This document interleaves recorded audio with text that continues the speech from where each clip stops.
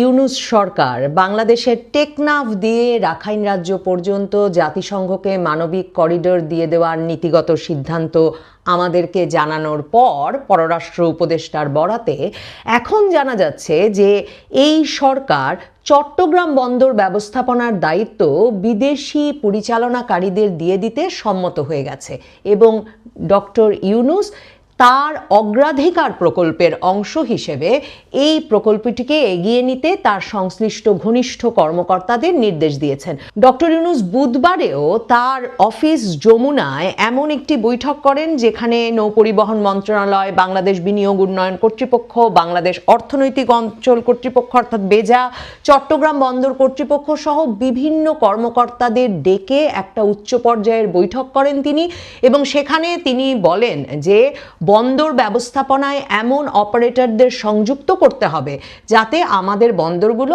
আন্তর্জাতিক বাজারে প্রতিযোগিতা করার সক্ষমতা অর্জন করতে পারে।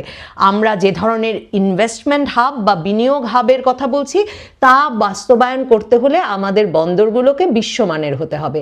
এখন প্রশ্ন থাকে যে নিউ মুরিং টার্মিনাল, যেই বন্দর টার্মিনাল দিয়ে, যে কন্টেইনার টার্মিনাল দিয়ে চট্টগ্রাম বন্দরের প্রায় 50% বা তার কিছু কম বেশি পণ্য আমদানি রপ্তানি হয়, যেই কন্টেইনার টার্মিনালটি বন্দর কর্তৃপক্ষের নিজস্ব বিনিয়োগে ব্যাপক আধুনিকায়ন করা হয়েছে গত কয়েক বছরে এবং এর ফলে এই বন্দরটি দেশি যে পরিচালনা প্রতিষ্ঠান চালাচ্ছে এবং দেশি যে কর্মীরা কাজ করছেন তাদের ব্যবস্থাপনায়, তাদের ব্যাপক পরিশ্রমে এরই মধ্যে 11 লাখ কন্টেইনার বছরে এর আনা নেওয়া করবার বা হ্যান্ডেল করবার সক্ষমতা ছিল, কিন্তু এটি এরই মধ্যে তার চেয়ে বেশি সক্ষমতায় কন্টেইনার হ্যান্ডেল করছে। তাহলে যেই কন্টেইনার টার্মিনালটি বাংলাদেশে এরই মধ্যে সবচেয়ে ভালো চলছে, নিউ মুরিং কন্টেইনার টার্মিনাল মানে চট্টগ্রাম বন্দরের হার্ট যেটিকে বলা হয়, হৃৎপিণ্ড যেটিকে বলা হয়, সেই টার্মিনালটি হঠাৎ করেই যে ডিপি ওয়ার্ল্ড, দুবাই ভিত্তিক ডিপি ওয়ার্ল্ডকে দিয়ে দেওয়া হবে, সেটির সিদ্ধান্ত কার আঙুলের ইশারায়, কোন উপকারের জন্য এই ইউনূস সরকার নিতে যাচ্ছে, কিংবা বাংলাদেশের বন্দরগুলোকে দ্রুত বিদেশে লিজ দিয়ে দিতে হবে, এই সিদ্ধান্তই বা একটা অন্তর্বর্তীকালীন সরকার কি করে নেয়? দেখুন, নিউ মুরিং টার্মিনালের প্রসঙ্গে ফিরি দুবাই ওয়ার্ল্ডের। এই ডিপি ওয়ার্ল্ড যে বাংলাদেশে ব্যাপক বিনিয়োগ নিয়ে আসছে, এ কথা প্রথম আমরা শুনলাম আশিক চৌধুরীর মুখে বিনিয়োগ সম্মেলনের সময়। তিনি বললেন এই ডিপি ওয়ার্ল্ডকে দিয়ে মাতারবাড়ি গভীর সমুদ্র বন্দরের কাছে পিঠে কোথাও একটা ফ্রি ট্রেড জোন করবার কথা তারা চিন্তা করছেন। এরপর থেকেই আমরা দেখলাম চট্টগ্রাম বন্দর কর্তৃপক্ষের যিনি প্রধান, তিনিও চট্টগ্রামে বিভিন্ন সভা সমাবেশে বলা শুরু করলেন বন্দর পরিচালনার দায়িত্ব বিদেশিদের দিয়ে দিলে বন্দর পরিচালনা নাকি আরও সক্ষমতার সাথে করা সম্ভব হবে।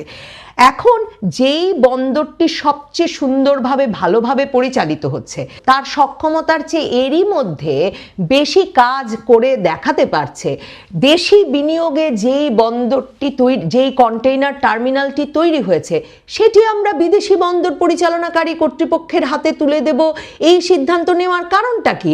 আর কেন সিদ্ধান্ত নেওয়া হলো এই কাজ সবচেয়ে ভালো করতে পারবে ডিপি ওয়ার্ল্ডই?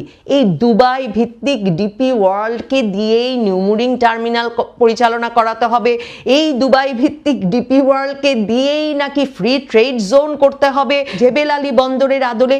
এসব শোনার পর থেকে আসলে আমি অনুসন্ধান শুরু করি। দেখুন, আপনিও যদি একটু অনুসন্ধান করেন তাহলে আপনি জানতে পারবেন এই ডিপি ওয়ার্ল্ড, এই দুবাই ভিত্তিক বন্দর পরিচালনাকারী প্রতিষ্ঠান যেটি পৃথিবীর বহু দেশে বন্দর পরিচালনা করে, এটি আসলে মার্কিন নৌবাহিনীর সবচেয়ে ঘনিষ্ঠতম বন্দর পরিচালনাকারী কর্তৃপক্ষ হিসেবে নিজেকে পৃথিবীতে প্রতিষ্ঠা করেছে। ডিপি ওয়ার্ল্ড নিজেকে যা যা বলে তার সক্ষমতার চিহ্ন হিসেবে, তার সক্ষমতার পরিচায়ক হিসেবে, উদাহরণ হিসেবে নিজেকে যা যা বলে পরিচয় দেয়, তার মধ্যে একটা গুরুত্বপূর্ণ বিষয় হচ্ছে যে এটি মার্কিন নৌবাহিনীর নিরাপত্তা নিরাপত্তা সহযোগী একটি প্রতিষ্ঠান। মার্কিন নৌবাহিনীর সঙ্গে এর দীর্ঘ সময়ের বিশ্বস্ত সম্পর্ক আছে। আর যে জেবেল আলী পোর্টের আদলে মাতারবাড়ি গভীর সমুদ্র বন্দরের কাছে ফ্রি ট্রেড জোন করবার জন্য অন্তর্বর্তীকালীন সরকার অস্থির হয়ে উঠেছেন, সেই জেবেল আলী বন্দর হচ্ছে মার্কিন যুক্তরাষ্ট্রের বাইরে মার্কিন নেভির, মার্কিন নৌবাহিনীর জাহাজ ডক করবার সবচেয়ে বড় বন্দর। মানে আমরা যখন বহু বছর ধরে শুনে আসছিলাম, শেখ হাসিনার মুখে তো শুনেছি, নানা দেশের নিরাপত্তা বিশ্লেষকদের মুখে যখন শুনে আসছিলাম যে মার্কিন যুক্তরাষ্ট্র নাকি বঙ্গোপসাগরে একটা নৌ ঘাঁটি করতে চায়, যাতে এই অঞ্চলে চীন যখন খুব গুরুত্বপূর্ণ শক্তি হয়ে উঠছে, বিভিন্ন জায়গায় বন্দর উন্নয়নের কাজে যুক্ত হচ্ছে, বন্দর পরিচালনা করছে, তখন তারা চায়, মার্কিন যুক্তরাষ্ট্র চায় এই অঞ্চলে বঙ্গোপসাগরে তার একটা নৌঘাঁটি স্থাপন করতে, যাতে পুরো অঞ্চলের ওপরে সে নজর রাখতে পারে। এখন এই কথা যখন আমরা শুনি, আমরা প্রায়ই ভাবি হয়তো হাড়ে রেড়ে করে সপ্তম নৌবহরের মতো, মানে একটা নৌবহর নিয়ে মার্কিন যুক্তরাষ্ট্র তেড়ে বেড়ে আসবে এবং এসে বঙ্গোপসাগর দখল করে ফেলবে। আসলে তো ব্যাপারটা এমন নয়। আসলে মার্কিন যুক্তরাষ্ট্রের প্রয়োজন বন্দর পরিচালনায় এমন বিশ্বস্ত প্রতিষ্ঠান, এমন আগ্রহী সরকার, যারা তাকে ওই বন্দরে তার যুদ্ধজাহাজ হোক, তার রসদের জাহাজ হোক, যে কোনো নৌবাহিনীর জাহাজগুলো কিংবা পুরো এলাকা জুড়ে মনিটরিং করবার জন্যে, নজর রাখবার জন্যে তার স্যাটেলাইট মনিটরিংয়ের ব্যবস্থা করা হোক, এমন সব জাহাজ বা এমন সব অবকাঠামো বসানোর ব্যবস্থা তার দরকার। জেবেল আলী পোর্ট বা ডিপি ওয়ার্ল্ডকে বলা হয় মার্কিন যুক্তরাষ্ট্রের ঘনিষ্ঠতম নিরাপত্তা সহযোগী মার্কিন নেভির, মার্কিন নৌবাহিনীর ক্ষেত্রে। এবং যেটা বলছিলাম, মার্কিন যুক্তরাষ্ট্রের বাইরে মার্কিন যুক্তরাষ্ট্রের সবচেয়ে বেশি নৌবাহিনীর জাহাজ ডক করা হয় বা নোঙর করা হয় জেবেল আলী বন্দরে। তো এহেন ডিপি ওয়ার্ল্ডকে কেন দ্রুত চট্টগ্রাম বন্দরের সবচেয়ে চালু টার্মিনালটি বুঝিয়ে দিতে ইউনূস সরকারের তাড়া, কিংবা ইউনূস সরকার কেন বলছেন যে মাতারবাড়ি গভীর সমুদ্র বন্দরের কাছে একটা ফ্রি ট্রেড জোন করার দায়িত্ব তারা জেবেল আলী বন্দরের আদলে ডিপি ওয়ার্ল্ডকে দিয়ে দেবেন, এই বিষয়টি বুঝলে আমার মনে হয় তা বুঝতে আর কোনো ধোঁয়াশা থাকে না।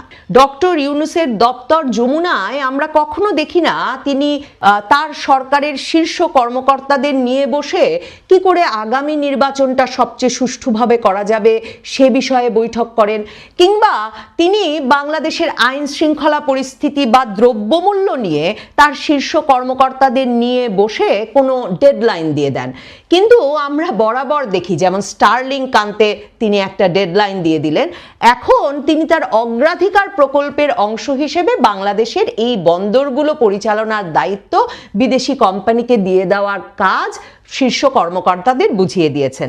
ডক্টর ইউনূস কি কি অ্যাসাইনমেন্ট নিয়ে, কি কি আন্তর্জাতিক দায়িত্ব নিয়ে ক্ষমতায় এসেছেন এবং কি কি আন্তর্জাতিক দায়িত্ব সুচারুভাবে পালন তার ক্ষমতাকে আসলে সুসংহত করবে, এ বিষয়ে তিনি অত্যন্ত পরিষ্কার। এর আগে মাতারবাড়ি সমুদ্র বন্দরের কাছে এই ফ্রি ট্রেড জোনের আলোচনার পর আমি নবনীতা চৌধুরীর বয়ান তৈরি করেছিলাম যে সরকার চিরকাল ক্ষমতায় থাকতে চায়, কারণ মাতারবাড়ি গভীর সমুদ্র বন্দরের প্রথম ধাপের কাজ বোধহয়, যেহেতু এটা একটা অগ্রাধিকার প্রকল্প ছিল বিগত আওয়ামী লীগ সরকারের, প্রথম ধাপের কাজ শেষ হবে 2026 নাগাদ এবং এরপর তার দ্বিতীয় ধাপের কাজ শেষ হতে হতে 2030। সেই গভীর সমুদ্র বন্দরের উপর নির্ভর করে যে ফ্রি ট্রেড জোন তৈরি করা হচ্ছে, তার মানে এটা প্রায় 6-7 বছরের পরিকল্পনার অংশ। এবং গতকালকে ডক্টর ইউনূসের প্রধান মুখপাত্র, তার প্রেস সচিব শফিকুল আলম ফেসবুকে স্ট্যাটাস দিয়ে বলেছেন যে বাংলাদেশের অর্থনীতির জন্য আগামী 7 মাস অত্যন্ত গুরুত্বপূর্ণ এবং সেই দীর্ঘ স্ট্যাটাসে তিনি বাংলাদেশের রপ্তানি বাড়ানোর জন্য বাংলাদেশের সবচেয়ে বড় প্রতিষ্ঠান প্রাণ কিভাবে কাজ করছে সেসব তো বলেছেনই, বলে তিনি বলেছেন যারা নাকি new York Times, Wall Street journal, financial Times পড়ে তারা নাকি সবাই বুঝতে পারছে যে পৃথিবীতে একটা নতুন অর্থনৈতিক শৃঙ্খলা গড়ে উঠছে। WTO বা বিশ্ব বাণিজ্য সংস্থা দ্বারা দ্বারা তৈরি যে বাণিজ্য ব্যবস্থা তা ভেঙে পড়ছে বলেই তিনি হঠাৎ করে বলেছেন বাংলাদেশের এখন সময় এসেছে, লজিস্টিক সংক্রান্ত চ্যালেঞ্জই হতে পারে সবচেয়ে বড় বাধা। বৃহৎ পরিমাণ পণ্য দ্রুত ও কার্যকরভাবে পরিবহনের সক্ষমতা বাংলাদেশের শিগগিরই পরীক্ষার সম্মুখীন হবে। এক্ষেত্রে ব্যর্থ হলে বাংলাদেশ যে একটি উৎপাদনশীল শক্তি হিসেবে আত্মপ্রকাশ করতে চায় সে আকাঙ্ক্ষা মুখ থুবড়ে পড়বে।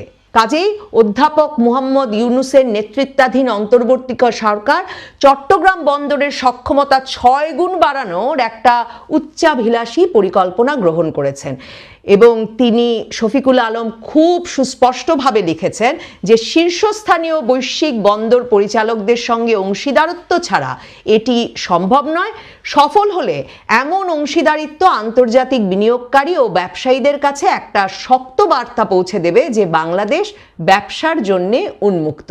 তার মানে বাংলাদেশের ভেতরে বিনিয়োগকারীরা নিরাপদ বোধ করছেন না, বাংলাদেশে কোনো বিদেশি বিনিয়োগ হচ্ছে না। বিশ্বব্যাংক স্পষ্টত তাতে তাদের সর্বশেষ প্রতিবেদনে উদ্বেগ প্রকাশ করেছে বিশেষভাবে। নিরাপত্তা এবং আইন শৃঙ্খলার যে অবস্থা তাতে এমনকি স্থানীয় বিনিয়োগকারীরা বিনিয়োগ করছেন না। এমন অবস্থায় এই সরকার মনে করছে যে বন্দর ব্যবস্থাপনার দায়িত্ব দ্রুত বিদেশি পরিচালনাকারীদের দিয়ে দিলে নাকি বিশ্ব বুঝতে পারবে যে আমরা ব্যবসার জন্য উন্মুক্ত।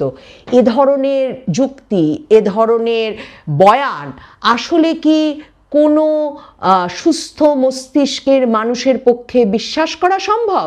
নাকি এই যে নানা রকম সূত্র মিলিয়ে আপনাদেরকে বললাম তাতে এই ধারণা খুব পরিষ্কার হয়ে উঠছে যে আসলে মার্কিন নৌবাহিনীর ঘনিষ্ঠ একটি বন্দর পরিচালনাকারী কর্তৃপক্ষকে বাংলাদেশের চট্টগ্রাম বন্দরের দায়িত্ব দিয়ে ফেলে এবং মাতারবাড়ি গভীর সমুদ্র বন্দরের কাছে ফ্রি ট্রেড জোন করতে দিয়ে আসলে এই সরকার মার্কিন নৌবাহিনীর জাহাজ নোঙরের ব্যবস্থা করছেন বঙ্গোপসাগরে।